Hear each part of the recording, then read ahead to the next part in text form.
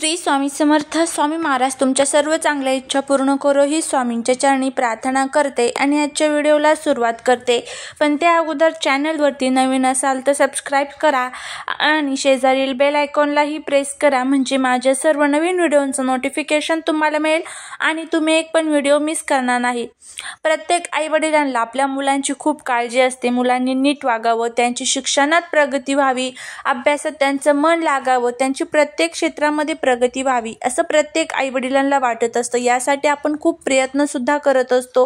होईल तेवढे आपण त्यांच्याकडे लक्ष देत असतो. आपण त्यांच्यासाठी ट्युशन वेगवेगळ्या प्रकारच्या लावत असतो. पण तरीही आपल्या मुलांमध्ये थोडासाही आपल्याला फरक जाणवत नाही. कारण का? घरामध्ये फार थोड्याशा तरी नकारात्मक शक्ती असतात. यामुळे त्याचा परिणाम हा त्यांच्यावरती सुद्धा झालेला असतो. ज्या प्रकारे तो परिणाम आपल्यावरती झालेला असतो, आपल्या स्वभावात आपल्याला दिसतो, तर याचाच परिणाम हा त्यांच्यावरती सुद्धा झालेला असतो.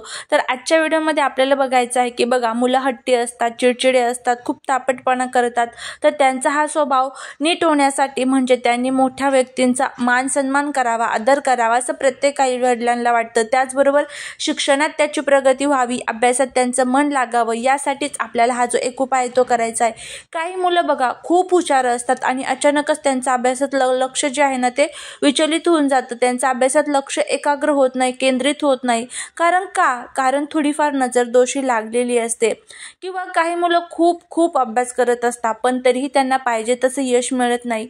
त्यांच्या लक्षात सुद्धा राहतं पण तरीही त्यांना पाहिजे तसं यश मिळत नाही. तर त्यासाठीच मुलांच्या ह्या काही ज्या समस्या आपल्याला येत असतात बघा, या समस्या दूर होण्यासाठी आणि प्रत्येक क्षेत्रामध्ये मुलांची प्रगती होण्यासाठी, मग त्यांची नोकरी असू द्या, व्यापार असू द्या, व्यवसाय असू द्या, त्यासाठी आपल्याला हा जो एक उपाय आहे तो करायचा आहे. आता हा उपाय आपल्याला कशा पद्धतीने करायचा याबद्दलची संपूर्ण माहिती आपण घेणार आहोत. आता याला तुम्ही उपाय सुद्धा म्हणू शकता किंवा सेवा सुद्धा म्हणू शकता.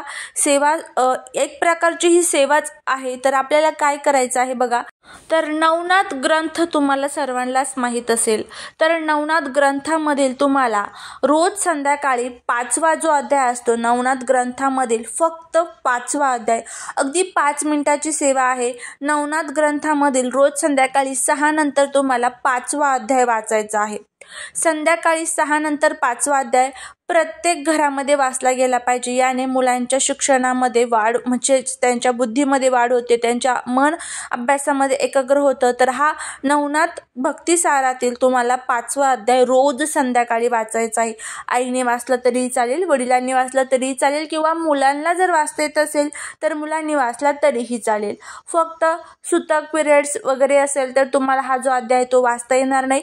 ते जे काही 4-5 दिवस आहे तर ते 4-5 दिवस तुम्हाला स्किप करायचे आहे. त्यानंतर ते 4-5 दिवस संपल्यानंतर घर शुद्ध करायचं आहे. गंगाजलने, गोमूत्राने फरशी वगैरे असेल तर ती स्वच्छ करून घ्यायची आहे. संपूर्ण घर स्वच्छ करायचं आणि त्यानंतर परत ही जी सेवा आहे तर ती आपल्याला कंटिन्यू करायची आहे. आता ही सेवा किती दिवस करायची, तर सलग तुम्हाला 3 महिने ही जी सेवा आहे तर ती करायची आहे. रोज तुम्हाला संध्याकाळी आपल्या नवनाथ ग्रंथामधील जो 5वा अध्याय आहे तर तो वाचायचा आहे. 5वा अध्याय हा विशेषतः करून मुलांच्या शिक्षणातील प्रगती होण्यासाठी, आपल्या मनामध्ये ज्या काही इच्छा आहेत तर त्या इच्छापूर्तीसाठी आणि त्याचबरोबर घरातल्या ज्या काही नकारात्मक शक्ती आहेत तर त्या दूर होण्यासाठी हा जो ग्रंथ आहे तर तो आहे. तर त्यामुळे तुम्हाला हा फक्त आणि फक्त एकच अध्याय वाचायचा आहे. तर नक्की तुम्ही जर मुलांच्या संबंधित तुम्हाला ह्या ज्या काही अडचणी आहेत तर त्या येत असतील तर तुम्ही हा जो उपाय तो करून बघा. नक्की तुम्हाला मुलांच्या संबंधित ज्या काही अडचणी आहेत तर त्या दूर होताना दिसून येतील. तर अशा पद्धतीचा हा उपाय तुम्हाला करायचा आहे. किंवा ही सेवा पण एका प्रकारे तुम्ही म्हणू शकता. तर झालेली सेवा ही महाराजांच्या चरणी रुजू करते. व्हिडिओ जर आवडला तर नक्की लाईक, शेअर आणि सबस्क्राईब करायला अजिबात विसरू नका. श्री स्वामी समर्थ.